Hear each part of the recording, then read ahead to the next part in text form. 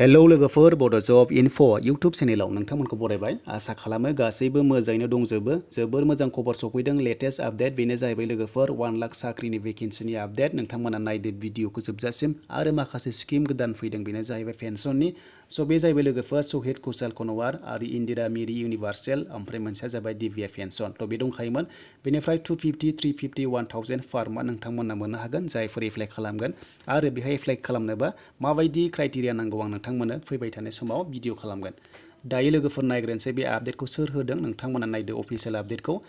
दा जोङो टुइटाराव फैनांगोन, नोंथांमोना टुइटाराव फैयोबा बेबायदि आपडेट मोनगोन। आरो बेखौ सोर होदों नायदो लोगोफोर, बेनो जाबाय अजन्ता नियग, दानि फाइनान्स मिनिस्टार आसामनि। नोंथांमोना मिथिखागौ, बे होनबायनो डिक्लेयार खालामबाय जे लोगोफोर beneficiaries of Divya pension will get ₹1000 per month. नोंथांमोना 1000 पार मान्थ मोनगोन जायफोरा एप्लाइ खालामगोन बे दिव्या पेन्सनाव। बेनिफ्राय सेकेन्डआव फैबाय लोगोफोर, बेनो जाबाय शहीद कुशाल कनवार इउनिभार्सेल अल्ड एज पेन्सन। बेहाय नोंथांमोना 250 पार मान्थ मोननो हागोन, बेहाय लिरनाय दङ। बेनिफ्राय लास्टआ जाहैबाय इन्दिरा मिरि इउनिभार्सेल विडो पेन्सन। नोंथांमोना 300 पार मान्थ मोननो हागोन, बेहाय जायफोर एप्लाइ खालामगोन। दा बेहाय एप्लाइ खालामनोबा बेसेबां क्राइटेरिया नांगौ एबा मा नांगौ डकुमेन्ट्स आं नोंथांमोननो नेक्स्टआव होगोन। दायो जों सावरायनोसै साख्रिनि आपडेट लोगोफोर। बेवहाय आरोबाव गोदान आपडेट, बेनो जाबाय साख्रिनि। स' लोगोफोर बेवहाय नायदो, नोंथांमोनाहाय मोनगोन नैबे पेन्सनखौ मोनगोन आरोना एभ्रि मान्थनि 10आव मोनगोन। नोंथांमोना बेंकआव मोनगोन आरो एकाउन्टआव नोंथांमोनाव हाबफैगोन।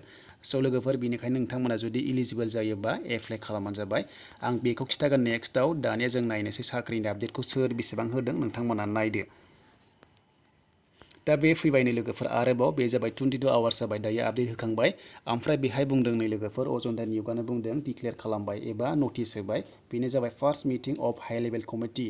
लोगोफोर माने मिटिं जाबाय आरो हाइ लेभेल कमिटिजों, मोनसे कमिटि दङ हाइ लेभेलनि, बेहाय मिटिं खालामबाय।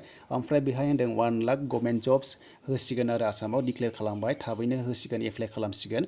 बिनिफ्राय जायफोर एप्लाइ जाखादोंमोन बेनि एग्जामाबो थाबैनो जासिगोन, मानोना 1 लाख भेकेन्सिस दङ होगोन आसामाव दायो गभर्नमेन्ट जब होनो नागिरदों। बेनिखायनो नोंथांमोना रेडि जादो एप्लाइ खालामनो, डकुमेन्ट्सफोरखौ नोंथांमोना रेडि खालामजोबखादो। आरो जायफोर एप्लाइ खालामखाबाय नोंथांमोननि एग्जामाबो थाबैनो जासिगोन, जेब्लानोखि कर'नाया जोबगोन अब्लानो एग्जाम जासिगोन। दा बेहाय बेनिखायनो भेकेन्सिसफोरखौहाय माने बबे डिपार्टमेन्टआव बेसेबां नांगौ, बेसेबां खालि जाना दङ, बेखौ गासैबो डिपार्टमेन्टजों सावरायबाय। आरो बेखौ बे सप्ताहनि गेजेरावनो होनांगौ होनना बुंदों रिपर्टखौ, इनफरमेसनखौ नोंथांमोना मोनसिगोन आरो साननैसो समनि उनावनो मोनसिगोन जे बबे डिपार्टमेन्टआव पस्टआ ओंखारगोन, एडभार्टाइजमेन्ट होसिगोन। दा बेखौनो उइथिन उइकआवहाय माने बिथांमोना कनफार्म खालामनांगौ जे डिपार्टमेन्टआव बेसेबां खालि जाना दं भेकेन्सिया। दा बे खोथाखौ सावरायदों, गासै 1 लाख गभर्नमेन्ट जब होसिगोन, दानो एप्लाइ जासिगोन लोगोफोर, थाबैनो एप्लाइ जासिगोन। नोंथांमोना रेडिल' जादो। आरो लोगोसे नोंथांमोना चेनेलाव नायबाय थाबानो जाबाय, मा जब ओंखारदों नोंथांमोना गासैबो आपडेटखौ फारि होगोन। बेनिखायनो नोंथांमोनाहाय जुदि चेनेलाव गोदानै फैदोंमोनबा चेनेलखौ साबस्क्राइब खालाम, लोगोसे बेल आइकनखौ थुनानै सेलेक्ट अल खालामना ला, माने आपडेट होबानो नोंथांमोनाव नटिफिकेसन थांनानै मिथिहोबाय थानायनि। दा बेनिसिमबो लोगोफोर, अजन्ता नियगआ जाहैबाय फाइनान्स मिनिस्टार आरो 1 लाख साख्रिनि खोथाखौ होखाबाय। नोंथांमोना थाबैनो एप्लाइखौ खालामनो हासिगोन। आरो पेन्सननि खोथायाव जायफोरा एप्लाइ खालामगोन नोंथांमोना डकुमेन्ट्स नांगोन। आरो मा डकुमेन्ट्स नांगोन आं नोंथांमोननो नेक्स्टआव होगोन, जे नोंथांमोना रेडि खालामनानै एप्लाइखौ खालामनो हासिगोन। आरो नोंथांमोना मोनगोन पार मान्थ 250, 350, 1000 नोंथांमोना मोनबाय थानो हासिगोन।